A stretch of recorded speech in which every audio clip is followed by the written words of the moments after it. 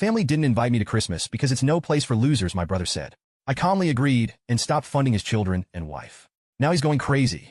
Hey Reddit, this happened on Christmas last year, and honestly not so long ago, this story had closure. I, 33M, had the whole thing planned out. Gifts wrapped, playlist ready, all that festive crap. I was actually excited for once because I thought, hey, maybe this year won't be a disaster. I pulled up to my brother's house around noon. Now I see why Christmas was hosted at his house. My car was packed with gifts I'd spent weeks picking out. I got stuff for Mom, Dad, Brad, my brother, his wife Emma, and their kids. I even went overboard with extra presents for the kids because, they're just kids. They shouldn't have to deal with adult drama. Turns out I wasted my time. I knocked on the door, juggling two big-ass gift bags, and waited. Emma opened it. But instead of the usual warm, hey, come in, she gave me this weird, uncomfortable look. Before I could even say Merry Christmas, Brad pushed past her, leaning on the door frame with a smug grin. You're not welcome here, Luke, he said. I blinked, thinking I misheard him. What? You heard me, he said, folding his arms. This isn't a place for selfish people who only think about themselves. You're such a loser. Now I'm standing there, freezing my ass off, with gift bags cutting into my hands, and this is what I get. I looked at my mom for backup, but she just avoided eye contact. Dad was in the background, pretending to mess with something on the kitchen counter like he didn't know what was going on. I should have seen that as a red flag, but I was too stunned. What the hell are you talking about? I finally asked. You're too busy with your new apartment and living your little life to care about the rest of us, Brad said. You're not pulling your weight anymore, and we're all sick of it. I was speechless. Not pulling my weight? Are you kidding me? I've been bailing Brad out of his messes for years. I paid for his rent when he almost got evicted. I covered his kids' school fees. Hell, I even helped with their damn car payments once. But now I'm selfish because I bought myself a place to live. Make it make sense. And the worst part? My parents just stood there. Mom looked like she wanted to say something, but didn't, and Dad wouldn't even look at me. Brad, meanwhile, was eating this up, standing there with that smug look like he was the king of the damn house. Something inside me snapped. I wasn't going to beg to be let into Brad's house. Screw that. I dropped the bags right there on the porch, looked Brad dead in the eye, and said, you know what? Fine. Enjoy your Christmas. Don't expect to hear from me again. Then I turned around, got in my car, and drove off. No yelling, no arguing, just done. But as I drove home, the anger started bubbling up, not just at Brad, he's always been an entitled jerk, but at my parents too. They stood there and let him treat me like garbage. They didn't defend me. Hell, they didn't even question him.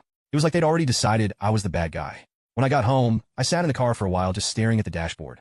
The bags of gifts were still in the back seat, and seeing them made me even angrier. I'd spent weeks picking out thoughtful, personal gifts for each of them. And for what? To be told I'm not welcome because I dared to prioritize myself for once? The more I thought about it, the more I realized this wasn't new. Brad had always been the golden boy.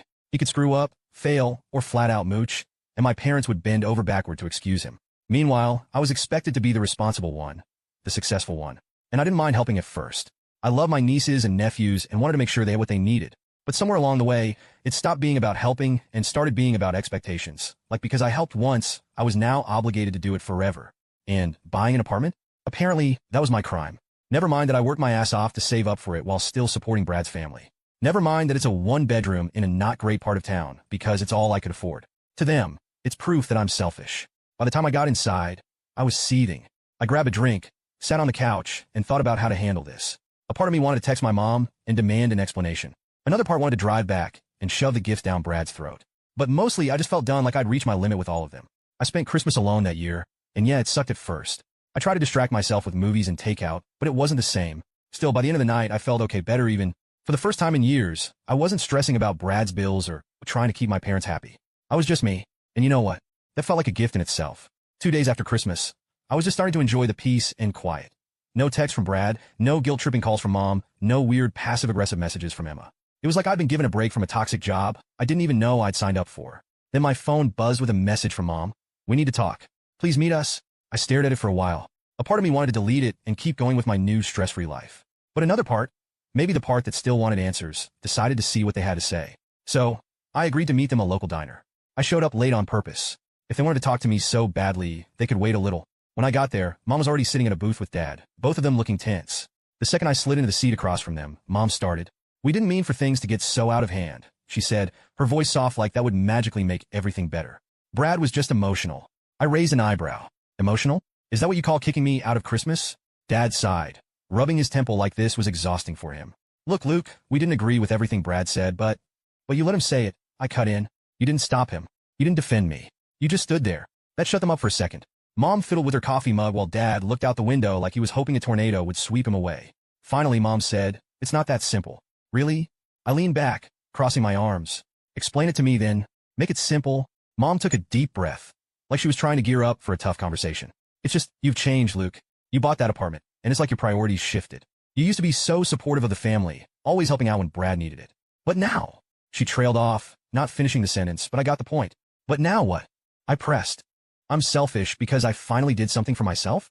Because I stopped handing over money every time Brad screws up? Mom winced. It's not about the money. It's always about the money, I shot back. Brad's the one who made it about that. I've been helping him for years, and suddenly I'm the bad guy because I decided to keep some of my paycheck? Give me a break. Dad finally spoke up, his tone annoyingly calm, like he was trying to mediate. We're not saying you're a bad guy, Luke, but Brad's had a rough couple of years. You know how hard it's been for him to keep a job. Yeah, because he doesn't try to keep one, I snapped. He hops from gig to gig, blows through whatever money he makes, and then comes crying to me. And you guys just let it happen? That's not fair, Mom said, defensive now. He's doing his best. He's got a family to take care of. And whose fault is that? I countered. Not mine. He chose to have kids. He chose to get married. But somehow I'm the one paying for it. Mom's face flushed, and I could tell she was getting upset. Families help each other, Luke. That's what we do. No, that's what I do. I corrected her. All I've ever done is help. I've bailed him out of more problems than I can count. And you stood by and let him use me.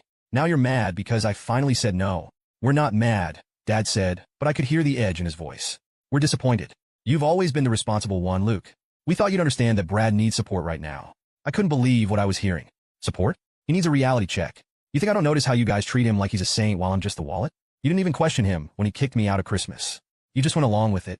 Mom started to say something, but I wasn't done. And what about my apartment? Why is that such a big deal? I bought a place to live, big whoop.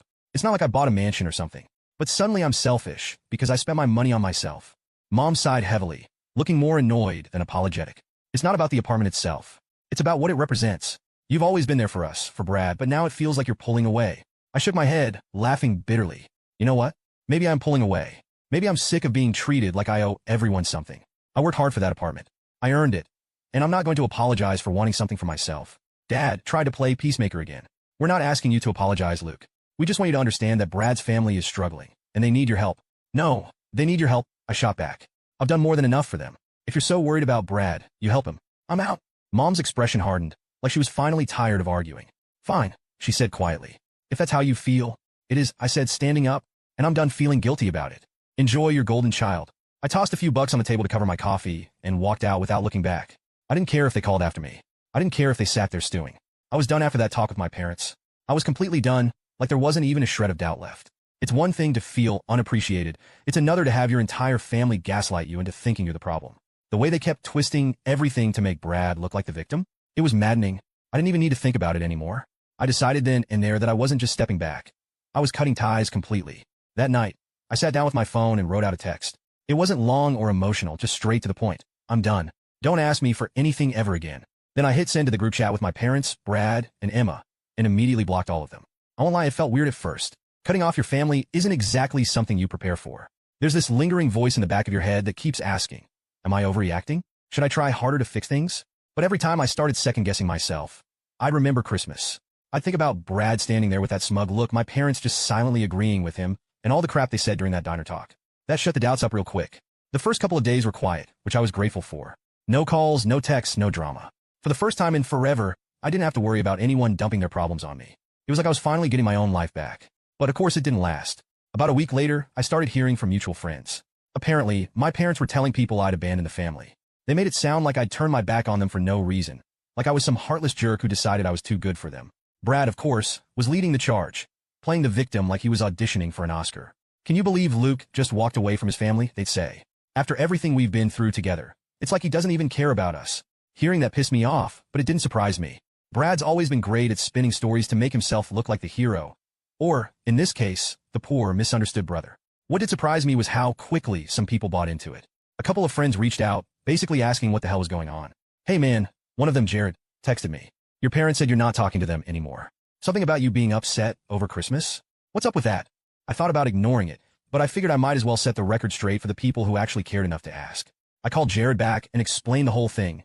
Not just Christmas, but the years of being used, the constant guilt trips, the way my family always put Brad on a pedestal while treating me like an ATM. Dude, Jared said when I finished, that's messed up. I had no idea it was like that. Yeah, well, I said trying to play it off. I guess I just finally hit my limit. Can't blame you, he said. If I were in your shoes, I'd probably do the same thing. That conversation made me feel a little better, like maybe I wasn't the crazy one after all. But for every Jared, there were at least two other people who bought into my parents' sob story. I started seeing vague, passive-aggressive messages on Facebook from some of my extended family members. Stuff like, family should always come first, no matter what. Some people need to remember that. It was so obvious who they were talking about that it almost made me laugh. I thought about responding, maybe calling them out for not knowing the full story. But then I realized I didn't know them anything. Let them believe whatever they wanted. At the end of the day, I wasn't going to waste my energy defending myself to people who never cared enough to ask for my side. Still, the whole thing got me thinking about how easy it had been for my family to turn on me. It wasn't like I'd been a bad son or a bad brother. If anything, I'd gone above and beyond for them. And yet, the second I decided to treat myself with the bare minimum, I was suddenly the villain.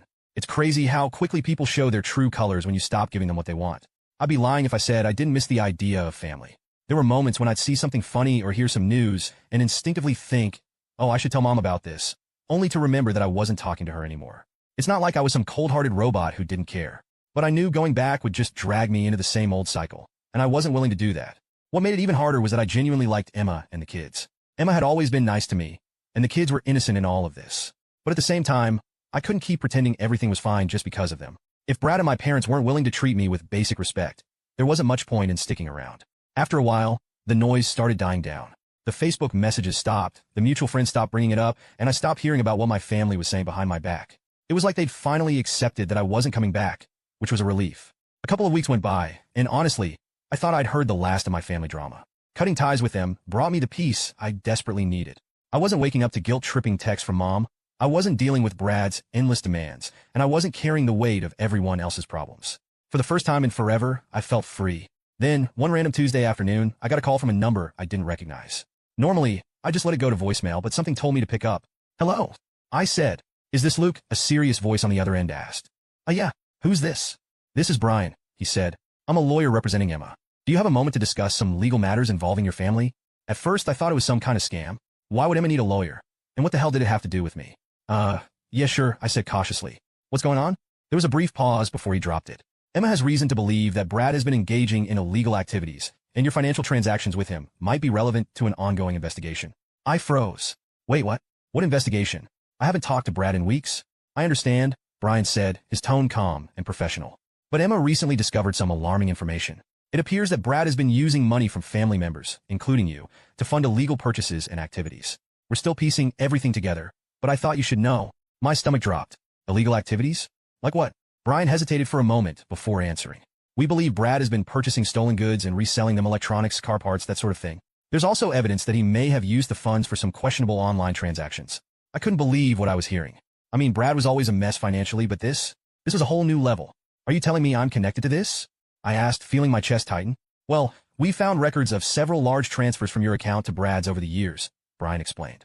If investigators come across this, they may have questions about whether you were aware of how that money was being used. I wasn't, I said, probably louder than I meant to. I thought I was helping him with bills, rent, stuff for the kids. I had no idea he was doing anything illegal.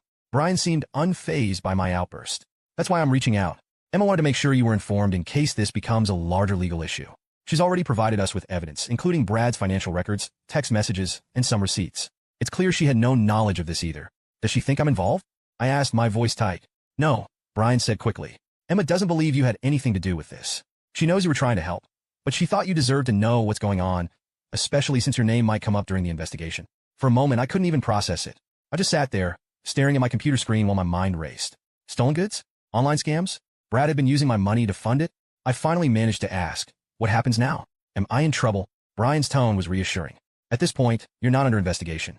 But if you're contacted by law enforcement, I recommend being transparent about your interactions with Brad. We're working with Emma to protect her and the children, and we're confident that your role was purely supportive. You weren't complicit in any of this. Great, I muttered sarcastically. So I've been played, and I might get dragged into his mess. Awesome. Brian didn't say much to that, just told me he'd keep me updated if anything new came up. After we hung up, I sat there in silence for a while, trying to wrap my head around everything. I thought back to all the times Brad had come to me for help. The emergencies he needed money for, the rent he couldn't pay, the daycare fees, the utility bills. Was any of it even real? Or had he just been stringing me along the whole time? And Emma. God, I felt bad for her. She'd always been so quiet, so willing to go along with whatever Brad wanted. I couldn't imagine what it must have been like for her to find out her husband was doing this crap behind her back. And the kids, they didn't deserve any of this. The more I thought about it, the angrier I got. Not just at Brad, but at myself too. I've let him take advantage of me for years because I didn't want to rock the boat. I kept telling myself I was helping the family, that it was the right thing to do. But all I'd done was enable him. That night, I couldn't sleep. I kept imagining worst-case scenarios. What if the cops showed up at my door? What if Brad somehow dragged me into this, even though I had nothing to do with it? The next morning, I woke up with a splitting headache and a sense of resolve. I wasn't going to let Brad screw me over any more than he already had. I called Brian back and asked him to send me copies of whatever evidence Emma had. If I was going to be tied to this mess, I wanted to know exactly what I was dealing with. When the documents arrived, I was furious all over again. There was in black and white, bank statements, screenshots of shady transactions, even receipts for stolen items. And then there were my transfers, right there alongside them, making it look like I'd been funding his little side hustle. I called Brian again. I want to make this clear, I said, trying to keep my voice steady. I had no idea he was doing this. I thought I was helping him with bills and groceries. If anyone comes asking, that's the truth. Brian assured me he understood, but it didn't do much to calm my nerves. I spent the rest of the day pacing around my apartment, alternating between anger and panic. I couldn't believe it had come to this. Brad had always been a screw-up, but this was next level. And the worst part? He probably didn't even feel bad about it. I decided right then that if anyone came knocking, I wouldn't protect him. Not anymore. He made his bed, and now he could lie in it. It didn't take long for Brad to make his next move because, of course, he couldn't just let things go. One morning, a few days after I'd spoken to Emma's lawyer, I was in the middle of my work-from-home routine when someone started banging on my front door. Not knocking, banging. I already had a pretty good guess who it was. Sure enough, when I opened the door, there was Brad, looking like absolute hell. He pushed past me into the apartment before I could even say anything. Brad, what the hell are you doing? I asked, slamming the door shut behind him. We need to talk, he said, pacing like a caged animal. No, we don't, I said. Whatever mess you're in, I'm not part of it anymore. He stopped pacing and turned to me, his face a mix of anger and desperation. Emma's leaving me, he said like it was somehow my fault. Yeah, I know, I said, crossing my arms. And good for her. That hit a nerve. His face went red, and he clenched his fists like he was ready to start throwing punches. What the hell is your problem, Luke? She's my wife. She's supposed to stand by me. I let out a bitter laugh. Stand by you? While you're buying stolen crap and dragging her and the kids into your mess. You know, I think she's making the right call. Brad's jaw tightened. She's been talking to you, hasn't she? Filling your head with lies. I roll my eyes. Brad, she didn't have to tell me anything. Your own actions are screwing you over. You can't blame me or Emma for that. He started pacing again, running his hands through his hair. You don't get it, man. She's talking about lawyers and custody and all this legal crap. And now I've got cops sniffing around because of some stupid mix-up with a few transactions. Mix-up? I interrupted. You mean the illegal crap you've been doing for who knows how long? That's not a mix-up, Brad. That's you being a selfish idiot. Now it's clear who the loser is. He glared at me, but I could see the fear behind his anger. You don't know what it's like, Luke, trying to keep a family together, trying to make ends meet. Don't even start. I cut him off. I've been helping you make ends meet for years. I've done everything I could to make sure your family was taken care of, and this is what you did with it. So don't stand there and act like I'm the one who doesn't get it. For a moment, Brad looked like he was going to argue, but then he slumped into one of my kitchen chairs, his head in his hands. I didn't mean for it to get this bad, he muttered. I thought I could fix everything. Fix everything? I said, incredulous. You've made it worse for everyone. Emma's leaving, the cops are involved, and you've probably burned every bridge you had. And for what? A quick buck. He didn't answer. He just sat there, staring at the table like it held the answers to all his problems. Finally, he said, You're my brother, Luke. Can't you help me one last time? I laughed, and not in a nice way. One last time? You've been saying that for years, Brad. Every time you screw up, it's just one last time. Well, guess what? This time, I'm done. You're on your own? He looked up at me, his eyes wide with disbelief. You don't mean that? Oh, I do, I said firmly. I meant it when I told you and everyone else I was done. I've spent years cleaning up your messes, and all it's gotten me is a front row seat to this train wreck. So no, I'm not helping you. Not with this. Not ever again. Brad jumped to his feet, his chair scraping loudly against the floor. Fine, he snapped. If you want to abandon your own family, go ahead. But don't come crying to me when you need something. I raised an eyebrow. When have I ever needed anything from you? Seriously, name one time? He opened his mouth like he had a response ready, but nothing came out. After a few seconds, he just stormed past me to the door. Screw you, Luke, he said over his shoulder before slamming the door behind him. I stood there for a moment, letting the silence settle. My heart was racing, and my hands were shaking a little, but I didn't feel bad. If anything, I felt relieved. Brad could try to guilt-trip me all he wanted, but I wasn't falling for it anymore. That evening, I sat down and thought about everything he'd said. The whole "you're my brother" argument kept replaying in my head, but it didn't hit the way it used to. I used to feel obligated to help him because he was family. I'd tell myself it was my duty, that I couldn't just let him fail. But now I realized that being family didn't mean letting someone walk all over you. Brad had made his choices. He chose to lie, to get involved in illegal crap, and now he was dealing with the consequences. It wasn't my job to fix his life. It never was. The next day, I got a text from Emma. Did Brad come by? He's been acting erratic, and I'm worried about what he might do. I told her about the visit, sparing her the more colorful details, and reassured her that I wasn't letting him drag me back into his mess. She thanked me and said she was taking steps to protect herself and the kids. Hearing that made me feel better. At least someone was making smart decisions in all of this. Brad, on the other hand, was spiraling, and there wasn't much anyone could do about it. Least of all me. When I got a text from Emma a couple of weeks later, I wasn't totally shocked. It was a simple message. Hey, can we talk? I need your help. At first, I wasn't sure if I wanted to get involved. I mean, I'd finally managed to cut Brad off, and even though Emma and I had always gotten along, she was still part of that mess. But something about her tone, or maybe just the fact that I still felt bad for her and the kids, made me agree to meet her. We met at a quiet coffee shop on a weekday afternoon. She looked tired, like she hadn't slept in days, but there was a determination in her eyes that I hadn't seen before. It was like she'd reached her own breaking point and wasn't going to back down this time. I'm leaving him, she said as soon as we sat down. No preamble, no small talk, just straight to the point. Good, I said, nodding. It's about time. She gave a weak smile, like she appreciated the support, but wasn't quite ready to celebrate yet. I've been thinking about it for a while, but after everything that's come out, I can't stay anymore. Not for him, not for the kids. It's just too much. I didn't blame her. Staying with him would have been insane. So, what's the plan? I asked. She hesitated, fidgeting with her coffee cup. I found a new place, she said finally. It's small, but it's in a good neighborhood with decent schools. The kids deserve a fresh start away from all of this. She paused, then added, but I could already see where this was going. But you need help to make it happen, I said. She nodded, looking embarrassed. I hate to ask, Luke, especially after everything you've been through, but I'm stretched so thin right now. Between lawyers, moving expenses, and making sure the kids are okay, I don't have a lot of options. I leaned back in my chair, letting out a long breath. Part of me wanted to say no. I mean, wasn't this exactly what I'd been trying to avoid, being dragged back into their drama? But then I thought about her kids. They didn't ask for any of this. They didn't deserve to grow up in a household where their dad was constantly screwing up and their mom was stuck cleaning up the mess. All right, I said finally. I'll help, but just this once and only for you and the kids. Brad's on his own. Emma's eyes filled with tears, and she reached across the table to squeeze my hand. Thank you, Luke. You don't know what this means to me. We spent the next hour going over the details. She needed money for a deposit on the new place and some basic necessities to get started. I transferred her the money that night, and for the first time in a long time, it didn't feel like I was being used. This wasn't Brad guilting me into fixing his problems or my parents trying to make me feel like I owed them something. This was about helping someone who genuinely needed it and was doing the right thing for her kids. A few days later, Emma sent me a text. We're leaving today. Thank you for everything. We talked for a little while, mostly about her plans and how the kids were adjusting. She mentioned that she was looking for a better job and was working with her lawyer to finalize the separation. It sounded like she had a long road ahead, but at least she was on the right track. I still felt a little weird about helping her after cutting off the rest of the family, but I didn't regret it. Emma wasn't the problem, and neither were the kids. They were just collateral damage in Brad's never-ending cycle of chaos. It didn't happen overnight, but eventually Brad's actions caught up with him. I found out through Emma.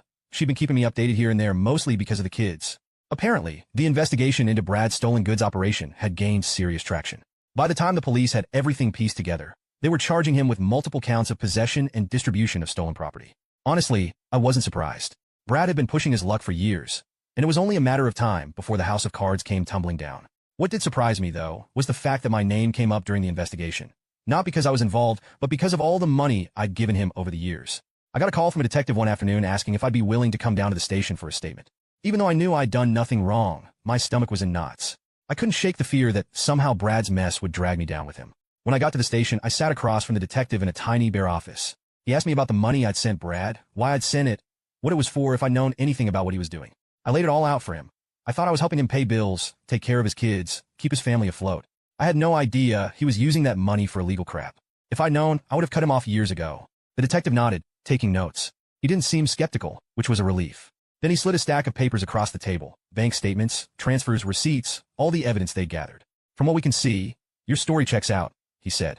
The funds you sent match the timeline of when Brad was claiming financial hardship. We also have records of him falsifying documents to make it look like he needed money for things like rent or daycare. It wasn't just that Brad had used me. It was that he'd gone out of his way to manipulate me. So, I'm in the clear? I asked, still nervous. You're not under investigation, the detective confirmed. It's clear you were another victim of his schemes. We may need you to testify if this goes to trial, but you're not liable for anything. Hearing there was like a weight lifting off my shoulders.